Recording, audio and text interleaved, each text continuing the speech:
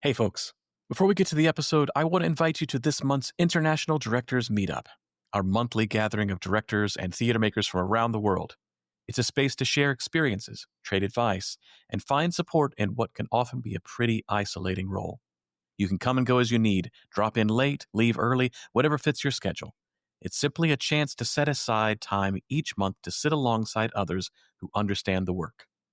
For dates, times, and details, head to boardofdirectors.world and pull up a chair at the table. Join the board.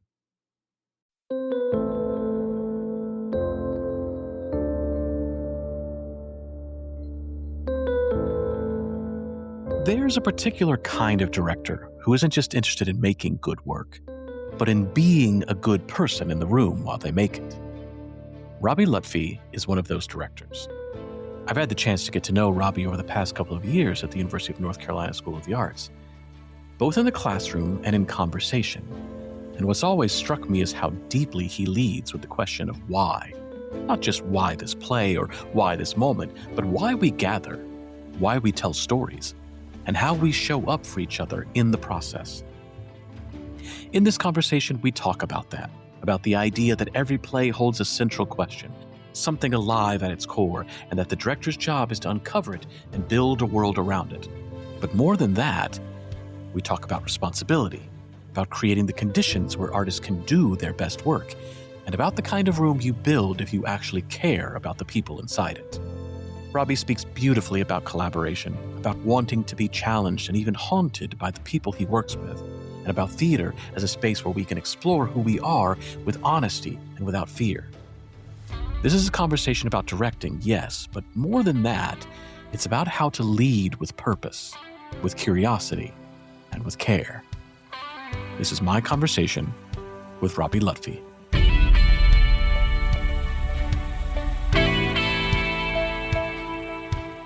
So, Robby, we have mostly met in hallways and outside of rehearsal rooms, but what has stuck with me and what you have kind of shared with me is that you're someone who clearly leads with why as well. When you approach a piece, what's the question that gets you out of bed? My God, you're starting with the heavy hitter question. Well, I first want to say, just to say that I was always curious about you because the students talk so highly of you, and they're the ones who I initially was like pushing them with this question of like, what is your mission statement as an artist? And they said, oh, Adam asks us that all the time, and I was like, I got to meet this Adam. I think that, when I studied directing, Gerald Friedman, my mentor, he really instilled in us that you can find your heart between the pages of any script. And I think that that's true. And I also think that there are certain plays that you're more drawn to. I think that like every play has a sleeping spore of a question at the center and the heart of it. And I think that our job as an interpreter is to like define it, put walls around it, and lead with it. And I think for me, the types of plays I'm drawn to are plays that I feel like need me. I like plays that have impossible stage directions. I like plays that or lead with metaphor, lead with something like, if I read a stage direction like she gives birth hanging from a moon over the Atlantic Ocean, I go, this is for me. Yeah. I'm always drawn to theater that is requiring something of my imagination. If I walk into a theater space and I see crown molding and doorknobs, I kind of get let down. I go like, I hope it collapses. I hope it transforms, know? Yeah. And another part for me is like, it's not just the material. Obviously, the material is vital because that's what you're living with. That's what is infiltrating your subconscious. That's what you're wrestling with every single day. But it's also the people are really huge for me, especially the older I get, that if I'm going to, speaking of subconscious, if I'm going to inevitably allow these artists to infiltrate my subconscious and my dream life, I want to be obsessed. I want to be haunted by them. I want to be someone who can be challenged by them, encourage them. And as a director, it's such a gift to be responsible for the conditions in which artists can make their best work. And so I always lead with artists. I always am like, how do you work best? Can you give me an example of when you feel like you were making your best work? Um, and how can not we recreate it, but what are those conditions that are the same? And what's the Venn diagram from all of these collaborators that we meet? Yeah, I hope that answers some of that. Yeah, well, it opens up so many more questions because there's so many things you said in there that is exactly where I wanted to take this. Because like when I first met you, it's going to sound so like little kid at elementary school. I was like, I want to make friends with that guy. I want to be like, we're going to be friends. But because I think there's so much. Everything you just said is just like, yes, yes, yes. Like it was just ticking off all the boxes in my head of like, this is how I lead a room. This is how I approach a project. This is how I want to be an artist in the world. The working with actors of saying like, well, who are you? How do you take in information? Because I'm not going to like make everybody do this one thing because it doesn't make any sense because you're an individual and you're an individual and we have to do this thing as a collaborative group. I want to make theater that looks like theater. And if it doesn't look like theater, I feel a little bit of, not failure, but I'm just going to say the word. I feel a little bit like I have failed my mission. I failed what I'm supposed to do. I want theater that would look ridiculous on film. Had you ever, because I don't know if at the time when you were here, you had to do any kind of film things. Was there ever any interest in working in film or TV or doing that? I mean, when you say you're a theater director, obviously, many people will assume you make films. And I totally wish that there was that interest. I love film and TV, and I have so many, especially actors and playwrights, who work in both mediums. And I've assisted some incredible directors who have made the leap to directing film and TV. And but no, for me, I think my mother probably was like, Robby, you could make a lot more money if you did that. Right. But actually, she's very supportive of my theater obsession. But like I haven't. I love rehearsals. I love being in a rehearsal and I love sitting on an opening night of a show that I've directed and having this moment of, I'm not sure who came up with that. I know that I edited it and finessed it, but was that from the stage manager? Was that from the assistant director? Was that from the actor? Was that from, like, it's such a beautiful alchemy if you can create, because really we're making like model societal systems in the room, right? We're trying to make something that like doesn't exist all the time in the real world. And I think that, I don't know, I love film and TV. I've never really had that desire. Maybe one day, never say never, but I love live theater, like you said. I love that theater is poetry.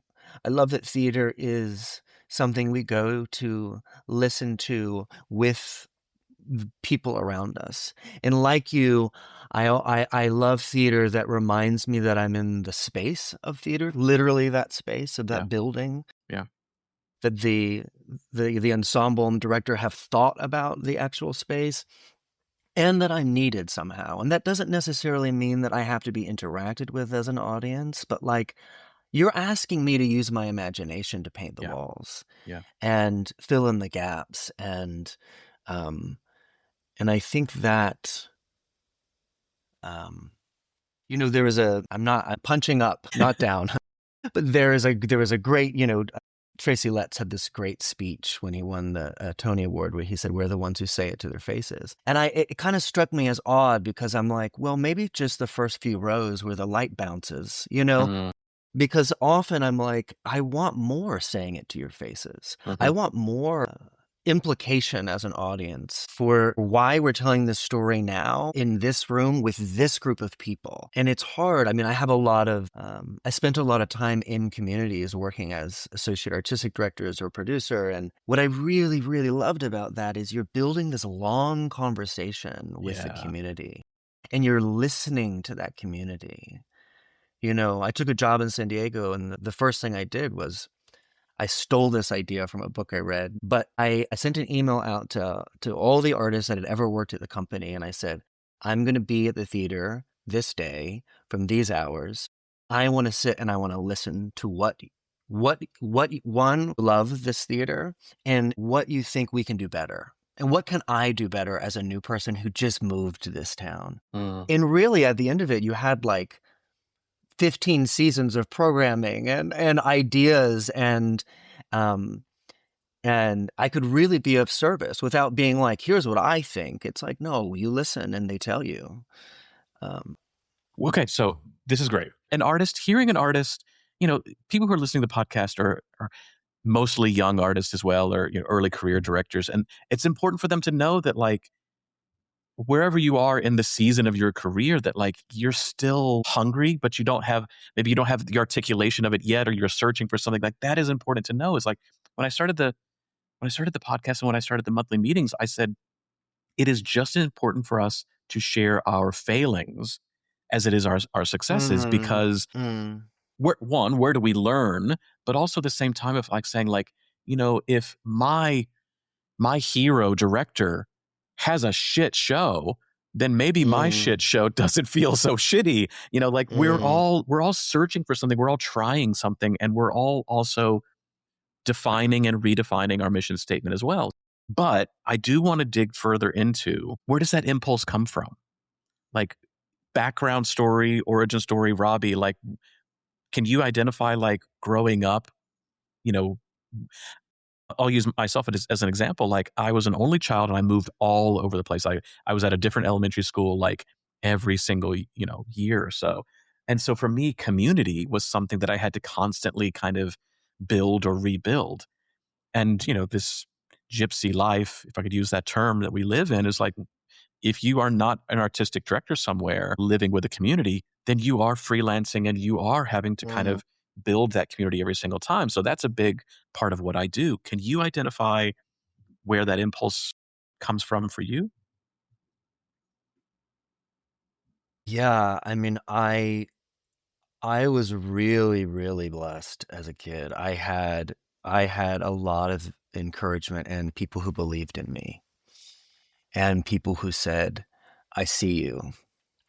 And I take that now that I'm teaching more and have the honor of being a mentor. I think it's a very serious thing for me, because I had people come alongside me my whole life. I mean, when I was a kid, it was mostly my aunt, and she was a ballerina, and she took me to museums and plays, and I was an artist, and so my parents put me in art classes. And really, it wasn't until high school that I had an English teacher who said, Robby, when you read Shakespeare out loud in class, you really have a knack for this. You should go to this competition, and you should do this. That moment where the dorky guy who got picked on suddenly got like people up laughing at me and like applauding. There was maybe some sort of like ego involved at first for the need for validation, but I don't know. I had a lot of people encourage me, and that stayed through my whole life. I mean, every big step I have made as an artist has been because someone pointed at me and said, I see you. I see what you're trying to do. I mean, it's the beautiful, the beginning of the seagull after Constantine feels like his play is a failure. Someone comes up and says, I see what you're trying to do. Right. And I think that like every artist needs that. Every artist needs to be validated. I think bitterness can kill art. And I there are times in my life where I'm like struggling, and I feel like I'm in a place where I'm like, I can't get in the rooms I want to be in, or I can't get the job, or I can't. And I have to be really vigilant about making sure that I am not getting bitter, or I am not, very often it's like we go to see art and it's like we come with these opinions that are razor blades, and we're coming to destroy rather than to uplift. And we're coming with a criticism rather than just to enjoy the experience. And I've often asked myself, I'm like, you're watching a play and you're like, how am I going to talk about this afterwards? Because I know the people, I know Right. I'm with are like Yeah. super sophisticated and they're going to have all of these opinions. And I just sort of enjoyed this experience, you know? And since when does like enjoying something become the scary opinion? Theater was always such a safe space it was a safe space for me to explore all facets of myself and see other people exploring those things. And what's sad is that there have been spaces where I have seen the very thing that drew me to theater, which was this feeling of safety and pluralism, you know, like there's diversity and there's unity and there is, you know, we're exploring all of these like really deep, scary emotions together with technique, you know, and it's in these spaces sometimes where I see when we start attacking each other or it starts to feel unsafe because of those in power. I've often thought the irony of artistic leaders who allow power to consume them is, have they ever read a Shakespeare play? Because every single message in every single Shakespeare play is about how power corrupts. Yeah. And it's not all across it's not everywhere, but I have been in spaces where it's extra tragic to me because of the vulnerability it takes to be an actor, to be an athlete of your heart. And you have to be in a place that feels really safe for you to do that. Yeah. When you were a student here, because you mentioned Gerald Freeman, like what an amazing teacher that must have been to be with him. But did you come in as a director, or was the program then like acting and then you could switch to directing? Yeah, I studied acting first at different schools, and then I transferred in. Okay, as a director or as a director. Okay. As a director. What did you think directing was when you transferred in, and what did you leave knowing or thinking or kind of going away with? Like what? It's one of those funny things. I talk to people about this being an undergraduate directing program, and a lot of people go like, do people even know what directing is at that age? Granted, no, of course, what high school program is letting somebody direct in there? What did you think directing was when you transferred in? I'm sure I thought I knew a lot about directing. You know, what did I think directing was? I still feel like I wrestle with the same things I wrestled with when I was 21 years old as a director. I still feel, you know, like the director is responsible for the whole. The director is the first and last audience member. I think that probably looking back at some of the, you know, my old notebooks or the work I was trying to make, I probably put a lot of responsibility on myself. I think that I thought that the director was responsible for putting their fingerprints on everything. And I really had no idea how to analyze a play at that point or how to talk to designers. You know, I feel like I really learned a lot of craft at the school. And then I think I learned a lot from assistant directing when I graduated. I learned a hell of a lot about how different directors, you know, there's a spectrum, I think. There are the directors who, you know, on a bad day, it feels like they're just babysitting the room. Yeah. But like there is an impulse of like, if I give a really clear direction, that I'm denying the room the ability to listen as an ensemble, right? And I'm like, I'm making the ceiling a little low for possibility. And yet we need some, you know, we need a director to say, I know, sometimes. And then the opposite spectrum, which I assisted many of these directors who choreograph, essentially, say it's my interpretation of the work that is the most important, as if it's like this auteur sort of model. And, you know, there's this great story I remember of this ensemble of the symphony at La Scala. And they had this amazing conductor, Clyburn, and he was, do you know this story? Yeah. It's a great story. And Tell it, please. Yeah. He was like, I think maybe I saw it on a TED Talk, to be honest. Yes, I know exactly what it is. I show it to the directors. Yeah. my God, this is brilliant. See, we're yes, Yep. connected. But it's this idea that, like, he after 10 years brought them enormous success and prominence and money and but after 10 years, he never once treated them like an artist. He only treated them like an instrument. All 700 of the employees, the musicians, said, "You have to resign," because I think early on I learned from directors who were contemporaries of Elia Kazan and Bobby Lewis, and there was a way of working that when I graduated, I remember directing a play, and it was a great production, I thought, and it ended up being the theater's highest selling show. If that means anything, it definitely means something to a producer, and I didn't get asked back. And I called, and I'm the production manager, and I had a phone call, and we talked, and he said, "Well, Robby, it was a great show, but you were so demanding on the staff that we all live and work together, and it was too much." And I started to realize, like, if truth is in a circle, it's there's other avenues, there's other ways of working. And I think that, like, the beauty now of being with young actors and young directors at the school is that the cliche is that the teacher learns more, but it's true. I mean, they're really challenging my assumptions about what the fundamental building blocks of how we make. Like, why are you sitting behind a table? Even that. Oh, that gives a false, like, this authority. Well, I need somewhere to write something down, but, like, maybe the table is, maybe I need to be standing more. Maybe, I mean, like, little things like that. I mean, that's a silly one, but, like, I think it's so good to go back to the foundations of this craft, because directing is not, I mean, what we do is an infant art form if we're comparing it to what the actor does or the writer does, right? I go back and forth on this.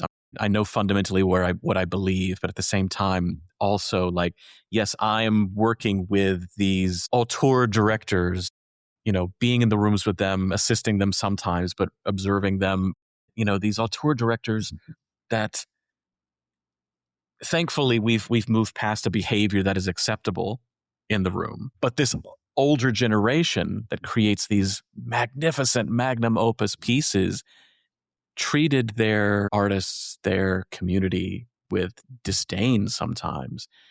And as I get older, I start to think of going, like, can we maintain that level of greatness, that level of rigor, without being that dictator, without being that bully, that brute? I don't think that they are mutually. I don't think that they are connected, but I'm not entirely sure that they're mutually exclusive either. And it's something that every single day when I go into my rehearsal rooms as well, going, like, well, what do these people need today? How can I help them get that thing today? But I also know that I am far softer than any one of my teachers would have ever allowed me to be. And I don't know what that means. I don't know how to handle that, and I don't know how to answer that question. Do you think the work suffers, though, because you're more of a Pollyanna now, I guess, or something? I don't know. Because I only know my work as my work. I don't know my work as a dictator. I think that maybe some organizations or institutions might see it as, it hasn't reached a level that maybe they want it to reach, but I also want to work with people again. And I'm not making decisions based off of employment, of going, like, oh, I hope I get asked back, but I'm making decisions based off of, is this person going to do a show again? Or have I just killed a dream in them? Ari Manouchkin and Théâtre du Soleil is like a pinnacle for me. That they live together, they are family. Of course there are fights, of course they hate each other, of course they're French, they throw things and they have loud arguments, but at the same time, everyone is there. And you can see that they love making this, and that they love each other as a family loves each other. And that when you're walking through the dressing room, as they're putting on their makeup to go see a show, as the children come out and feed you tea and cookies, as Ari Minushkin like shakes your hand as you walk into the show or walk out of the show. That's a feeling that I feel is not a dictatorial feeling, is not a bullying feeling, that work is not made that way. And yet it has such craft, it has such precision, it has such love that it is recognized as some of the best theater on the planet. Mm. And I don't know, I don't have the balance of that yet, but it is something I am searching for. I don't know if my work suffers from that or not, but I do constantly question if it does. Yeah, I don't know. Mm. Do you think that assistant directing is valuable? I mean, of course, you've obviously mentioned that it is valuable. At what point does it stop being valuable? Yeah, I mean, I did not know how to talk to designers. I did not. I think for me, it was really beneficial to see that there are many different ways of leading a room and talking to actors, and um, um, I think I really paid attention in tech. I did not. Now the things I would say I know the most about are the things I didn't know anything about at first, like lighting design or sound. I mean, there are things I was so clueless about, and now I feel like I have the strongest opinions about those things. I think, yeah, there was some like learning by, oh, I'm not sure I want to do that or do it like that. But I always, I always try and go, don't judge the process until the end. And when you're inside it, just take it for what it is as an assistant director. And, you know, I always paid attention to the middle part of the process too, because Mm-hmm. even now, I think it might be a lifelong journey for me. I feel like I'm a really good beginner and I'm a really good finisher, and it's this middle part of like Same. what you can't see on this podcast is Adam raising his hands to the roof. Yeah. But like it's a delicate thing to go like by solidifying, by keeping that, which we could always throw away again. But like, Mm-hmm. if we build that domino in and shape it, we are denying other possibilities by doing it, but it gives us a lot of freedom with that. And I think, 2 years ago, I acted again, and I hadn't acted in a while. And it was a director who I trusted, and he said, Robby, I can't find someone I trust for this role. I really want you to play it. Would you do it? And I did it. And one of the big lessons I learned in acting again was how vulnerable it is to be on the team and not the coach, right? How you show up differently. As a director, we're creating the conditions for God to enter the room.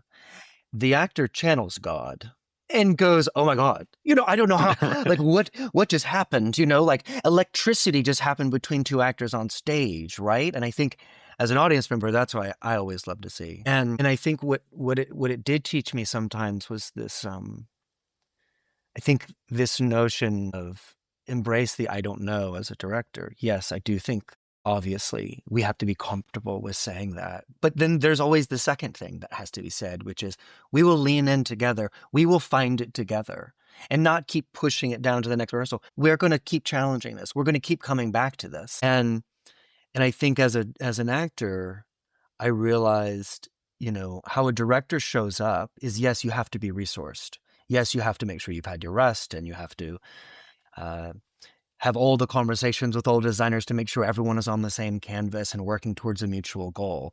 But the actor really shows up for like their body as an athlete, their body, their heart, their mind, their spirit has to be ready.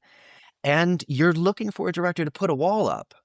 There were so many times I was like, I'm tired. I want you to say, I like that, Robby, keep that, do that, so it was revealing to me to be like, sometimes your fingerprints on a scene, I mean, I'm directing a farce right now, and there has to be a lot of fingerprints at times, because of the time signature of the writing. But I think that was a good lesson for me, a good memory of like, oh yeah, it's useful to put yourself back in those shoes, I think, for me. And I also find I work with a lot of new playwrights.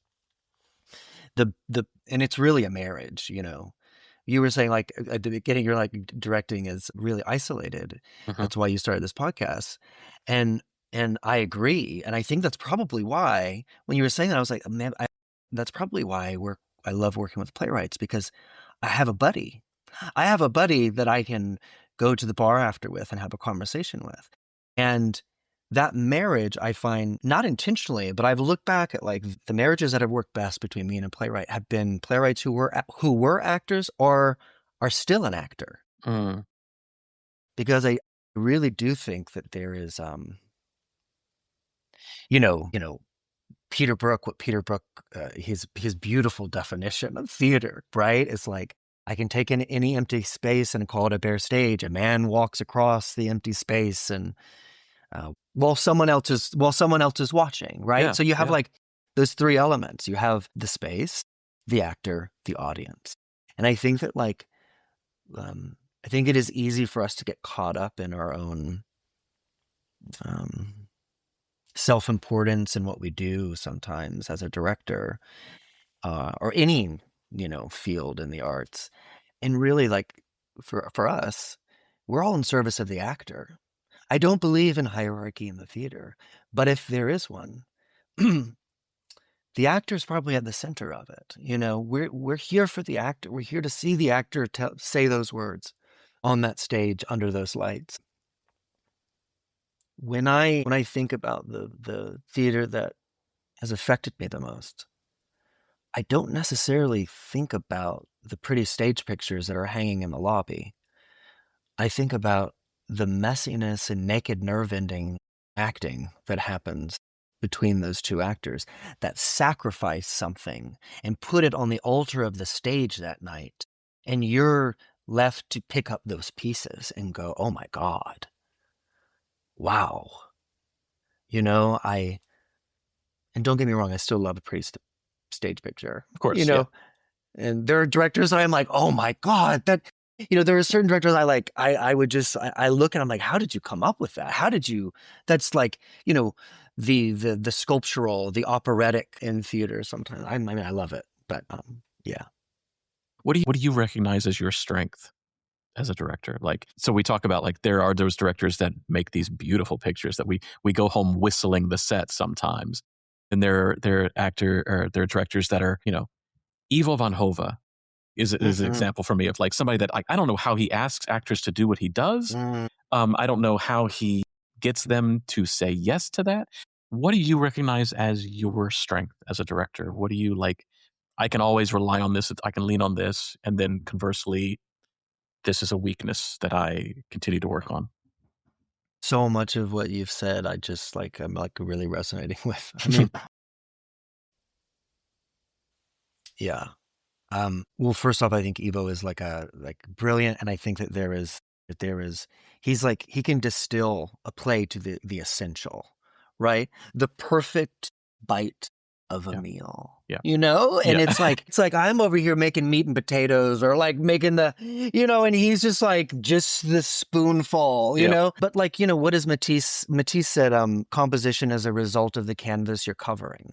Yeah. And every play is a different canvas. Yeah. Not only the play, every room with those actors on that particular day is a different canvas. And I think, he does such a good job of distill. And I think, what am I good at?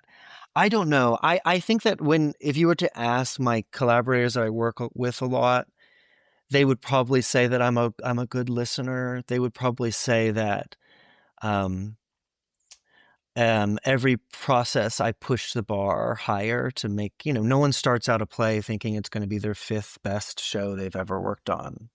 They think this is going to be the best work I've ever made.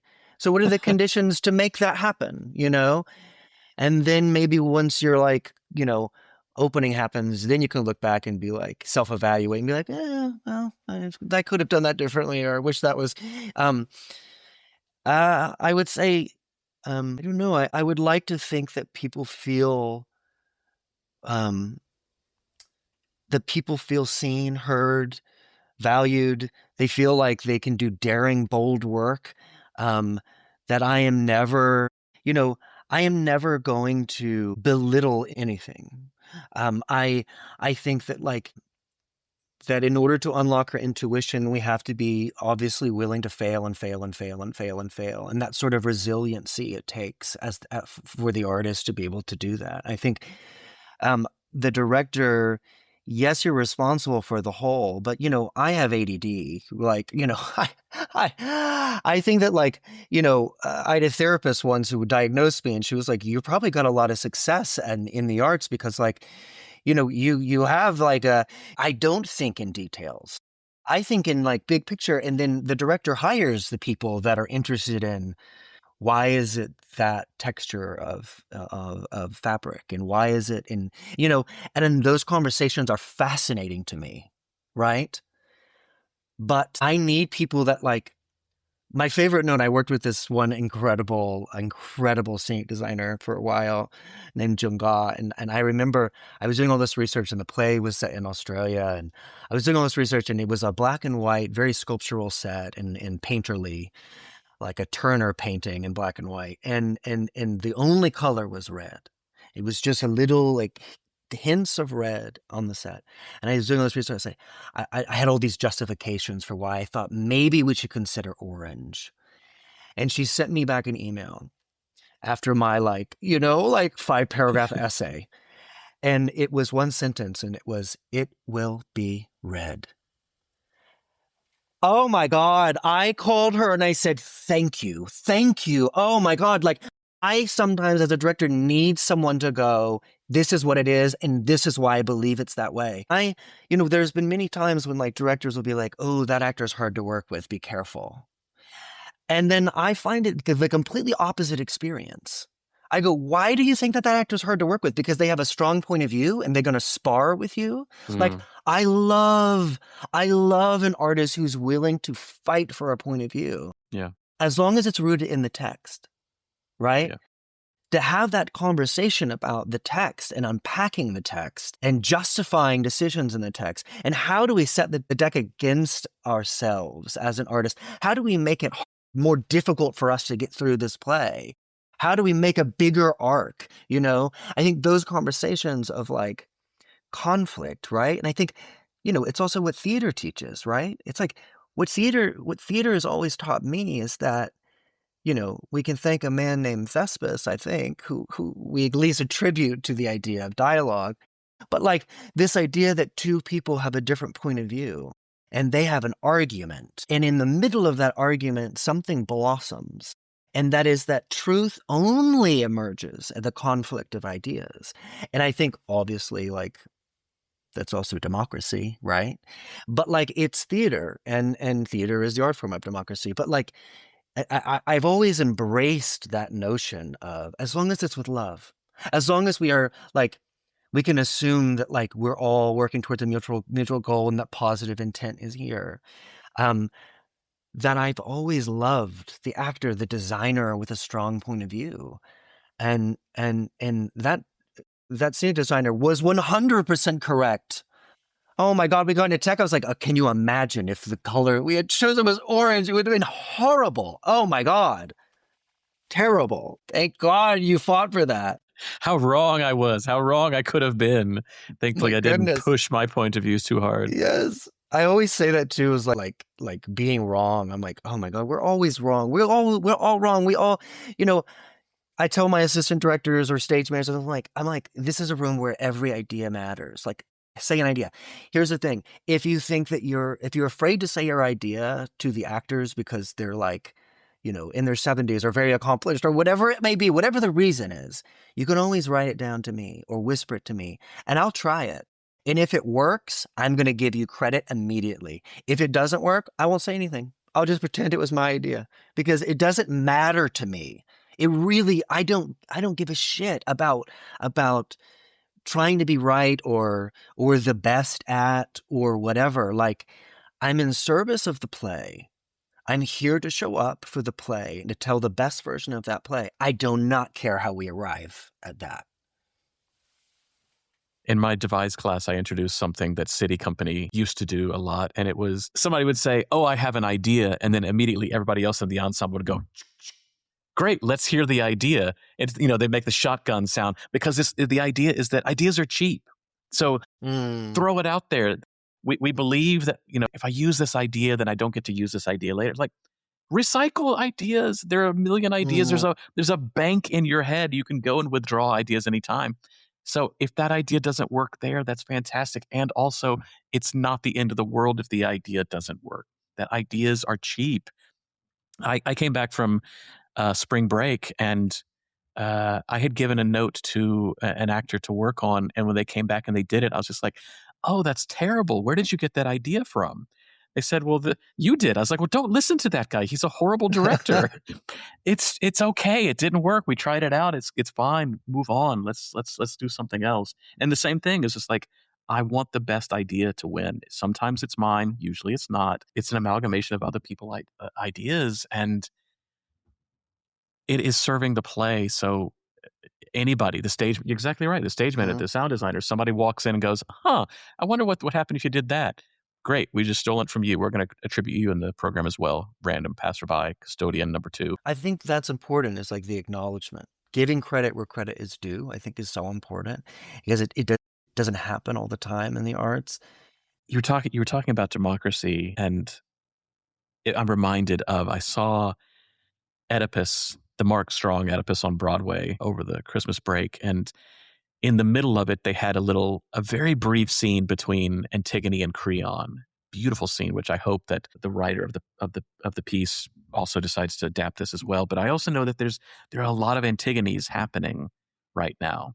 There's something about that argument of freedom versus safety that seems to be a binary choice that we seem to have in this country right now, or in the world even. And I've never tackled that play, and I'm really starting to become very interested in it. Is there a play that has escaped you, that you have been chasing for a while, that you've been wanting to do, that you've not had an opportunity to do? Yes. I mean, for me, it's always about like playwrights, like I jump on a chance to direct certain playwrights. I had never directed Tennessee Williams, and I grew up in the South,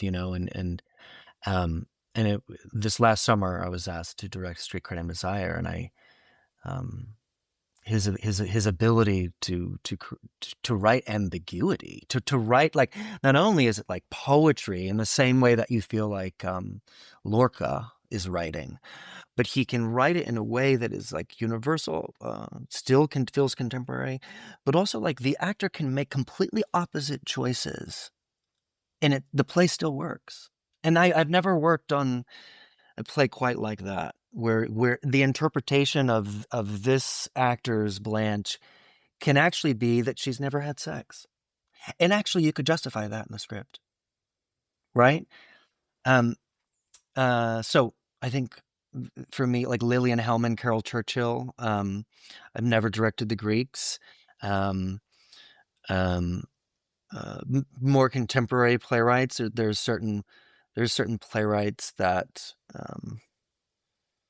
I mean, I will, she's one of my dearest friends, but Keiko Green, any play she writes, I'm always like, let me watch it. Let me, be a doula for a workshop of the play. Like, let me do anything to, be in the room. Cause I think she does exactly what you described at the beginning of this, was like, she writes theater. She writes really theatrical experiences that demand something. So what do you think that you get called in for? Like when somebody says, "Oh, let's get Robby to do this show," can you kind of pinpoint, like, there's a certain something that is inside that's like, well, only Robby can do that, which is why we're going to hire Robby. We're going to call him in to fly in from wherever to do this show, because only Robby can do this show. What is that thing that you think that is? That's the kernel I of don't it. know. It's hard. Like this question, like, I don't know if you remember, but last year you were teaching a class on like mission statement, and I like went to the class. I was like, I need to learn how to do. I have never been good at this. I have never been good at this. Like, I've wrestled with that question. The irony is I've wrestled with it the longest. This question of what is the due north as an artist, and I think that I have heard other people tell me, they say that, like, Robby his work is he's not interested in anything literal. I make work that is like really movement based, or but I think that like everyone sort of says that. I mean, what does that even mean? You know, I don't know what that means. Like I think that like creating a vocabulary that is only ours is always interesting to me. Like that, like, you know, speaking of that production where it will be read, you know, like he has to climb a mountain in Australia at one point in the play, Uluru. And how do you do that? And that sort of challenge is like, oh, we have this red bar across the stage. The entire climb is just him slowly, like Tai Chi walking on this bar, you know, and that becomes a vocabulary. I think that like there's something beautiful about pieces that go, you know, when I wear these Ray-Ban glasses, I'm Polonius. You know what I mean? Like it's Yeah. like we get the vocabulary immediately, and I think that because of that, I've been able to be pretty scrappy and do things for not a lot of money. You know, like in terms of like, I don't need a big design budget sometimes to kind of like embrace what we have. I always go like, what are the tools? What do we have? What's in the room? You know, many times what's in the room starts to inform the work. I think that like what we're talking about, like creating the conditions to make all the ideas happen. And I think that really what we're also saying is like a director is an editor. Like I want to just be an editor. You know, when actors, you know, for instance, these actors in Tartuffe right now, one day they were like working on this like big piece, like Lotzi essentially of movement that I had suggested, and they were working on it and they said, "Is it okay that we're doing this without you?" And I go, "Are you kidding me? Oh my God, Please. you're making my life so easy." I was like, Right. you're polishing it. I don't have to do anything, you know? And guess what's been one of the most consistent things in that scene? That, because they rehearsed it and they did it themselves, you know? And I think, speaking of Anne Bogart, I mean, I've loved all of her books. Actually, like, she's probably a director prepares is, you know, It's a Bible. an acting teacher gave me that book because he said, "Robby, you talk like a director." And my ego was like, "No, I'm not a director. I want to act." You talked before about you've been in artistic leadership positions. You've been freelance directing. Why at that point in your life, and why this point in your life? What do you think that to be very early on in a career in an artistic position, and then to then come back into a freelance career? Do you want to go back into artistic leadership? Is this more exciting for you, more free and open to you? What are the differences between those two things, and what were your takeaways from those two things? Well, man, I feel like I'm a bit of an interesting.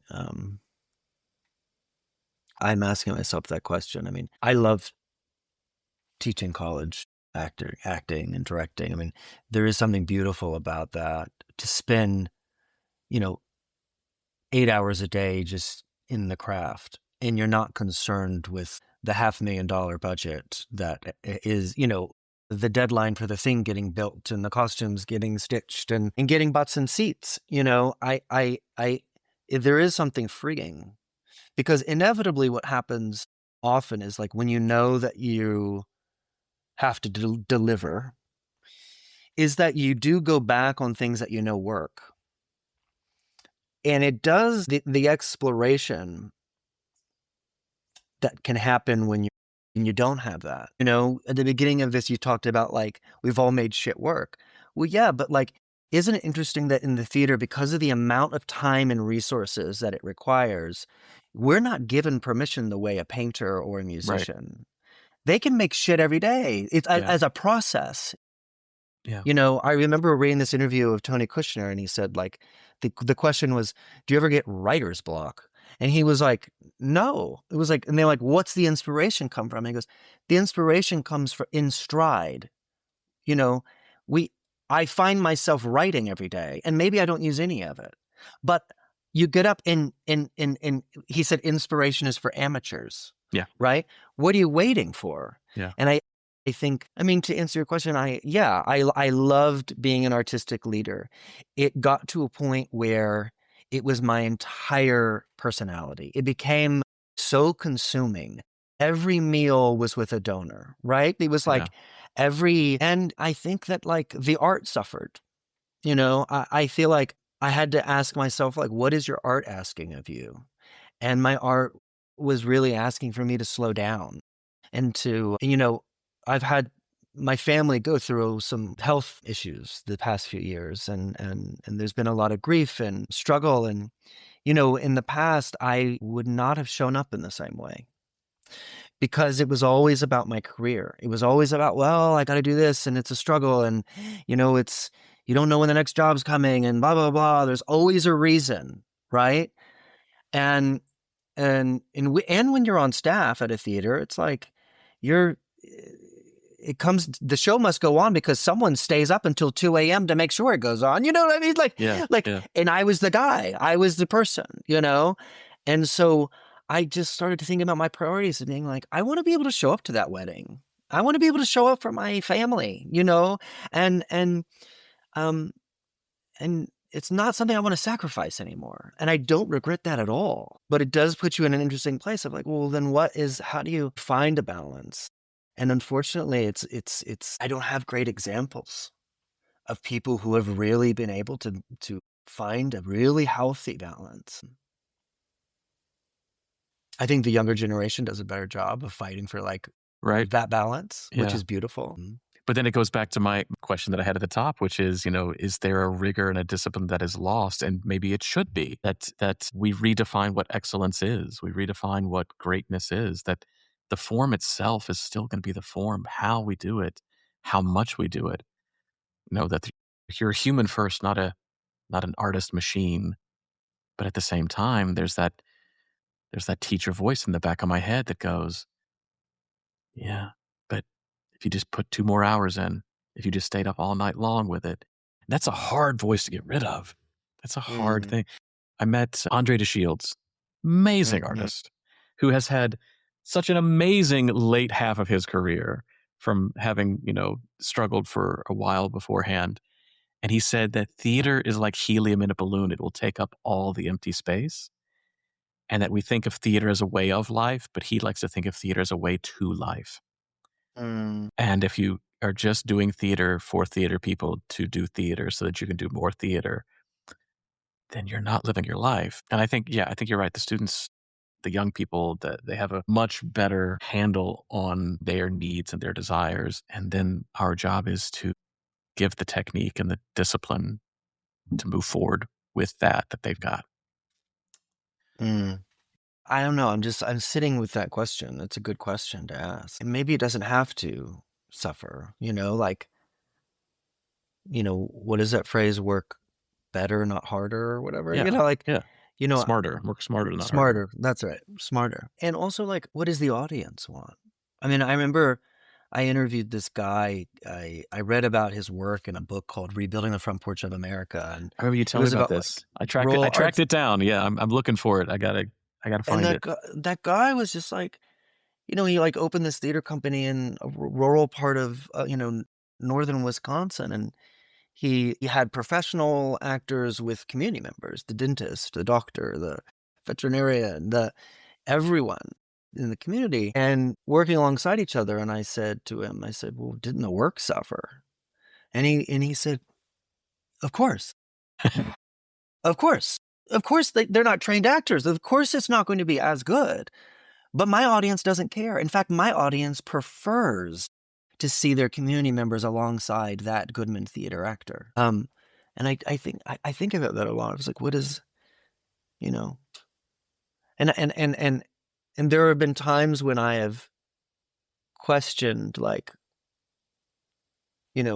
yes, the audience is vital in what we do.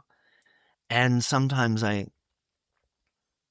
with reviews or criticism, I go what is the show they wanted to see? Is always my question. It's like, would I have liked that show? And sometimes I'm like, oh yeah, you got me. That was a failure on my part.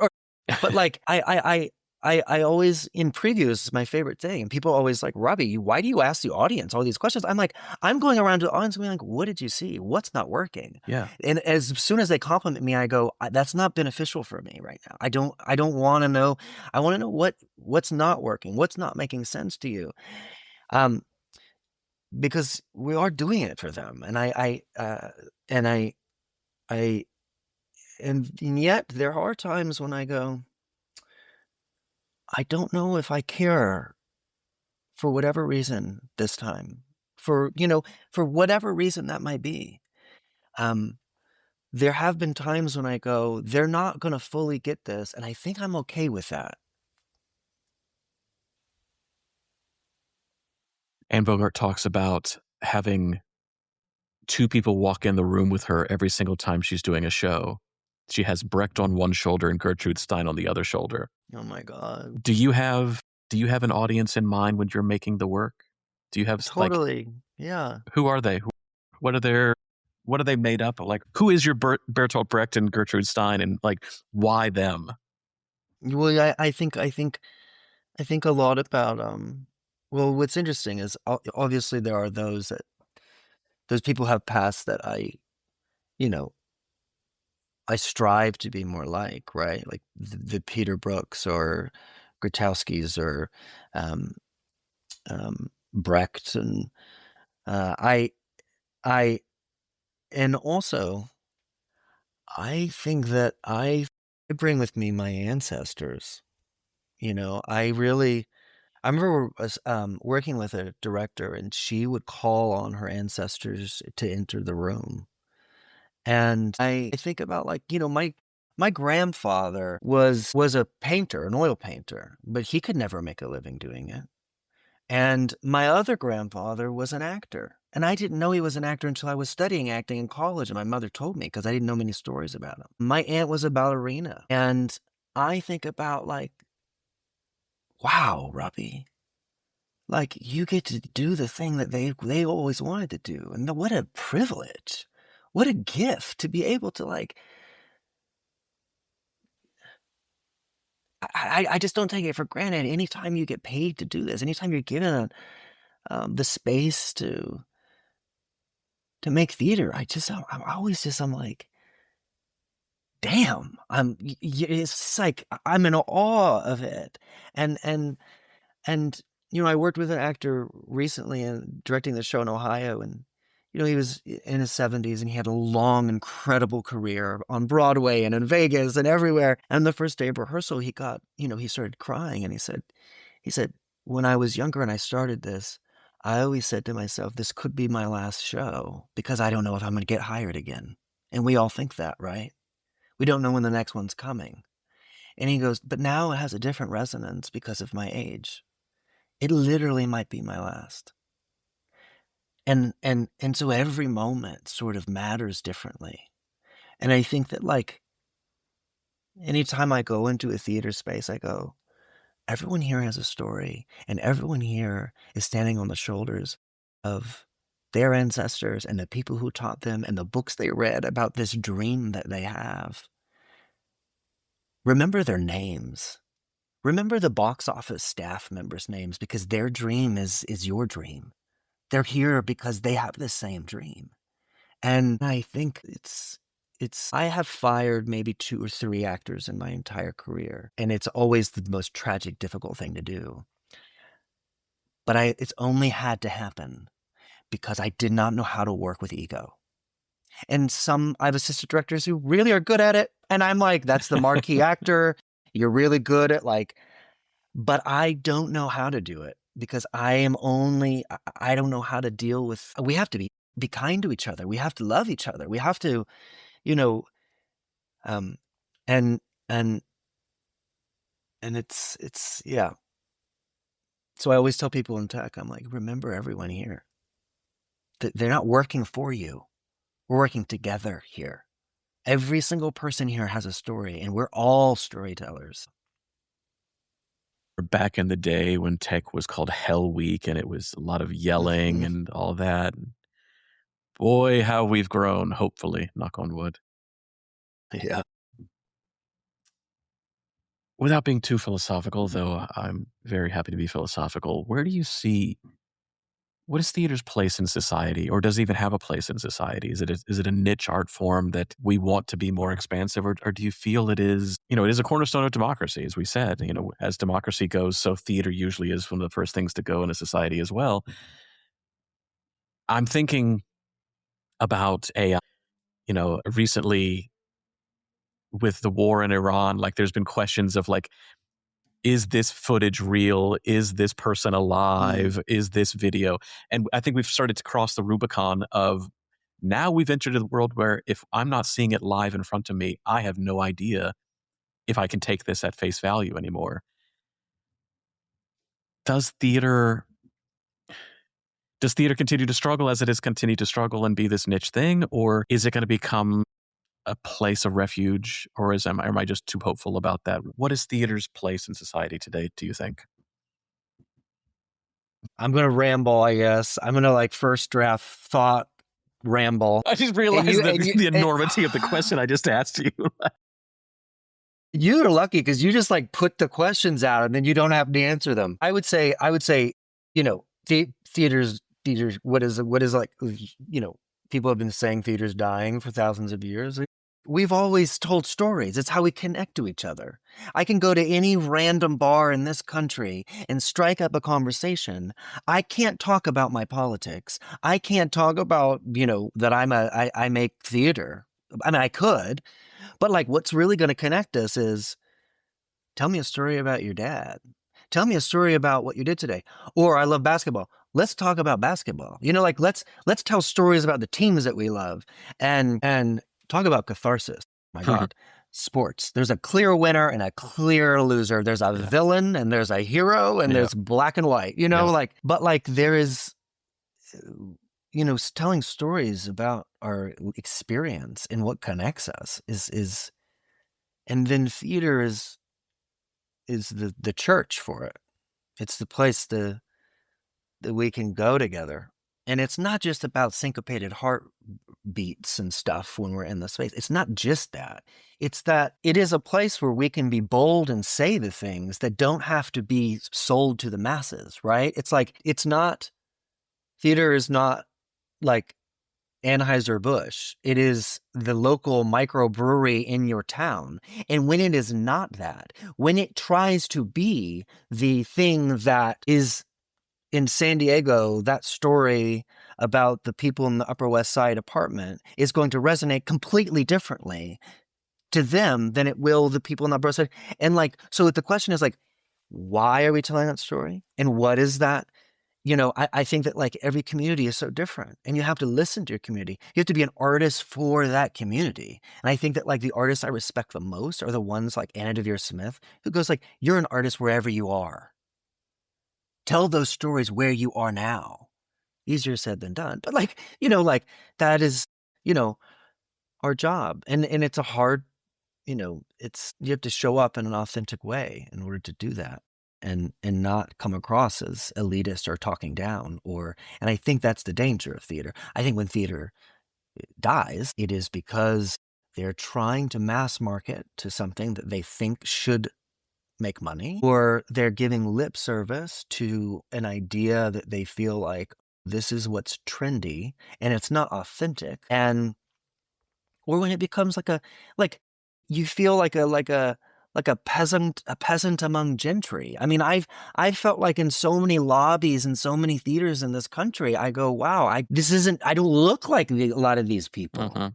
And so, not that that's bad, because we've always, Shakespeare, everyone has had to write for, I'm directing Tartuffe right now. The reason why we're still performing this play is because we still have to ask this question: who has the ear of the king, right?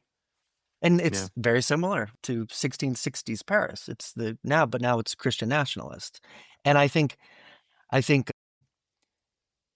wrestling with these questions and getting able to turn to the person next to you and starting a conversation and hopefully being facilitated in a conversation starter. I think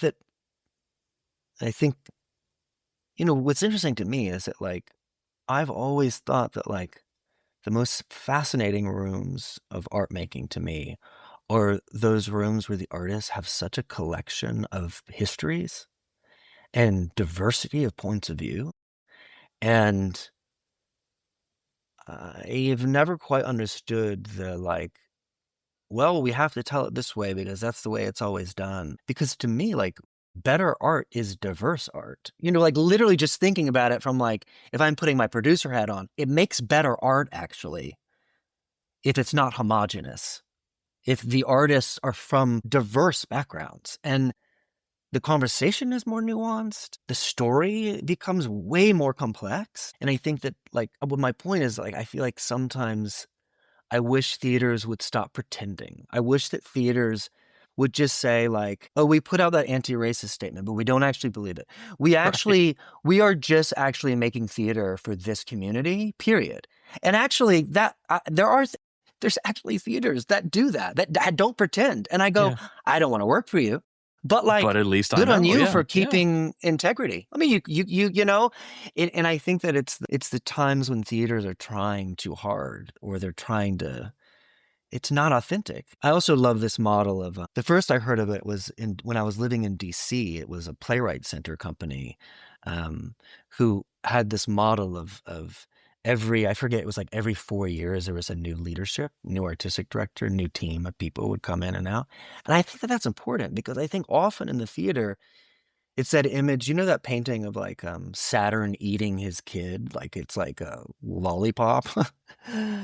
I think about that often, of like, in the theater we devour the next generation. We exploit, and we use those ideas without really compensating, and then they don't have a ladder to get in. The elevator's not going back down and picking them up, and people stay, and we see it right now with the administration running this country. It's like these people stay in these positions, and they're so rigid, right?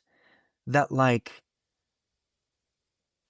they break when the wind comes. There's no fluidity. There's no asking, like, and I think the beauty of what we saw during the pandemic was all of these people looking at the younger generation going, save us, get Right. us online. Yeah. What are we supposed to be doing? Because what happened at all these theaters, and this is going to be a strong point of view from Robby, what happened at all of these theaters is they completely furloughed their artistic staff, or they kept one of them, the artistic director, who was making a lot of money, and they kept their marketing and their development. And you go, well, what are they marketing and developing? Get us online. We got to make online theater, which isn't theater. It's like bad television or something. But like, I was encouraging as I suddenly started looking to younger people for ideas. And I've always just been like, yeah. I mean, I remember teaching a directing class at San Diego State, and the directors were like, so not interested in any sort of formal, like, downstage left is a strong position on stage. Like, they were like, Robby, we're going to blindfold you. We're going to do this in the fountain outside, and the audience is in the water blindfolded, and it's a sound installation. And you go, hell yeah. Thank Like, you. absolutely. This is awesome. And I Yeah. never would have thought of this, Yeah. Yeah. Break it. I mean, that's like, I just saw the I love that show Red, John Logan's play. I just saw a production last night of it, and the beautiful lesson of that play is I love Mark Rothko, but Mark Rothko destroyed the Cubist, and Mark Rothko is being destroyed by the pop artists in that play. And at the very end of the play, what he learns from his mentee is, you have to go out and destroy me. Take everything you've learned and destroy it. And I think that is just the beauty of teaching, right? Learning. I say this all the time, as like, because as you said, like, they are mentioning my name, or they're saying, oh, I hear Adam's voice. It's like, yeah, but I need you to knock me off my pedestal as soon as you get out of here. Oh my God, I hate that shit. I hate the Yeah. deification ever in a room. I'm like, Yeah. please don't do it. Yeah. It That's makes me great. deeply uncomfortable. Have that voice in the back of your head, but also argue with that voice and knock me off my pedestal and go and do your own thing, and then come back years later and then shout in my face, and we'll be best friends. It'd be great. That's, yeah. Toward the end of the podcast, I always ask this question, and this is from a student who asked this question in the hallway in between a devised piece, and it was deceptively difficult in its simplicity, but it really kind of floored me, and it stuck with me. Emma Hart asked me, "What's a show that changed who I am as a person?" Not that I saw a show and I really liked it and I became a really good artist or whatever, or I stole something, but like, there was Adam before this show and there was Adam after the show, and they were different. Can you think of something that changed you as a human? Mm. Well, first off, who was Adams before the show and who was Adams after the show? I remember teaching a high school class and teaching them about like dramatic conflict and the arc, Aristotle's, at least, arc of a play. And one of the students goes, "Oh, so like all theater is like those moments in your life where you have an event where you remember who you were before the event and who you were after the event because it completely changed you." And I go, "Yes, the simplest definition. That's perfect. Yes." I mean, what's interesting is the first show that comes to mind is a show I saw. I saw the brother sister plays at Steppenwolf that Tina Landau directed, and Yeah. Kate Todd Friedman was in, and Yeah. Brother Size. Yeah. I sat over 2 days and watched these 3 plays, and I think that what changed was just like she created a vocabulary, or they create. I don't know who's responsible. A entire world was created with no props, no set, no costume changes, nothing. It was just actors telling a story. And I was so moved and riveted. And I have vivid memories of images that I saw in my head of a car shop or them singing in the oil stained garage floor or whatever. None of that was there. But I painted it in my imagination. I just was like, less is more. I mean, I think that was the lesson of like, less is more. And also, like, look at that brushstroke. I mean, that was completely new. And I think that as a young person, that really changed a lot of how I thought about storytelling. And it was also entertaining. And I think that like that's something we often forget about. It's like, we're also entertainers. Someone said to me once, like, the thing about theater as an art form is as a storytelling art form is it's not a book that you can put down and have a month-long relationship with. It's not a TV show you can pause. It's not a movie where you can eat popcorn. It's like you have to compete with a full bladder, right? Like you're competing with, like, you have to be more interesting than the need to pee. Like there's something beautiful about that idea of like, yeah, there is a forwarding. There is a like this scene happens and it has to make this scene happen. And yeah, we have to be entertaining in some way, intellectually or whatever that means to you, to keep us really engaged. Being present with it. Yeah, Yeah. that's a better word. I can't leave it because if it is good theater, as you alluded to at the beginning, it needs me to be here. And if I'm not here, it is not completed and it will all fall apart. Yeah. God, I wish there was more theater like that. Her production, Tina Landau's production of Steppenwolf, is in like top 10 things I've ever seen in my entire life. And it was, you go to the Steppenwolf stage and it's just completely bare. It's just an empty stage. And then a trapdoor opens from the floor and the cast walks out dressed in period clothing.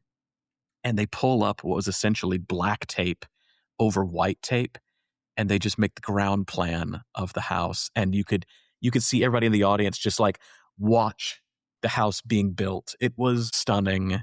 And immediately tears were in my eyes. And it was that way for the next 2.5 hours. Yeah. Steppenwolf and Tina there's something truly magical they've done there. Who do you wish we knew more about? Who do you wish that those of us who are listening to the podcast, if we saw their name, we saw this director, we saw this person in whatever town we were at, we'd be like, oh, I remember Robby telling me about them. I should go see them because I've not heard this name or I've not experienced this person's work. It's not about the best stuff. It's just, who do you wish got more attention, more work, more fans, more views, more audience enjoying their work like you enjoy their work? Well, I mean, my mind first goes to like, there are certain directors I'm like, if I see their name on something, I'm like excited. I get excited when I see Rebecca Teichman or Shauna Cooper or I get Sarah Benson. But like, I mean, truly, like, the real answer to that is like anyone who's in their 20s. Like I'm like, there's something about like, I think that like younger people, like I said earlier, like I was an assistant director forever and it was really hard. I had to, if I didn't have people believe in me and give me a chance, to direct a play, because directing a play is expensive, and it's like, or it takes a lot of time and you got in space and people, even if it's free and it's in your house. But like, And I would say like young people, like any, I've had an incredible assistant directors who have become my boss. In that moment when that happens, you're like, oh my God, this is it. This is the ecosystem I Yeah. want, Yeah. So I would say Hannah Mead, she lives in San Diego. She's an incredible, maybe the smartest director, period, I have ever been in. Her dramaturgical mind is incredible. She should be given more opportunities. Kenan Klein-Chilton was another assistant director of mine. Now is an associate artistic director at Diversionary Theater. I think Kenan is probably the most sensitive director I've ever shared a room with. I mean, they're like empathy and heart muscles for process and artists. I think that they should have more opportunities. And I mean, yeah, I don't know. It's great. I love the students' work. I go Yeah. see everything they do here Same, because I'm just like, Mina, who's getting ready to graduate, and Lily, who's getting ready to graduate. I've seen both of their work, and I've been like really amazed at how at their handle of tone and style and their vulnerability that shows up in the work. Yeah. Attention to detail and allowing it to be messy. I think that I love theater that's a little bit clunky and messy and gritty and no. I talk about this often on the podcast. One of the best things I've seen since I've been here was a piece that Lily did in a basement. They did a Velveteen Rabbit in a basement. Oh my God, I've seen these photos. Yeah, next to a washing machine, and it was so rough in the kind of rough theater Peter Brook kind of way, but it was so necessary and important, and it was just beautiful. Of all the amazing things I've seen in my life, that Velveteen Rabbit was like, keep doing that, Lily. Keep doing that. You'll be okay. Like maybe the institutions, aren't prepared for it, but I think theater's gonna be fine if you're just doing that, and you can get some people in a basement. That'd be fine. Robby, thank you so much for being on the podcast. Like I said, second I met you, I was like, man crush. Gonna have this guy be a friend, and being able to be in hallways with you, and whenever you do pop into my class, what you're able to share has been fantastic. And I hope that we can go get that beer sometime soon, or hang out a little bit after I've opened and you've opened and everything is settled a little bit. It's been an absolute pleasure getting to know you even more on the podcast today. Thank you. If this episode gave you any insight, inspiration, or even just made you smile, please subscribe wherever you listen to podcasts for more conversations like this. And if you're looking for guidance with a creative challenge or want to advance a dream of your own, we'd love to help.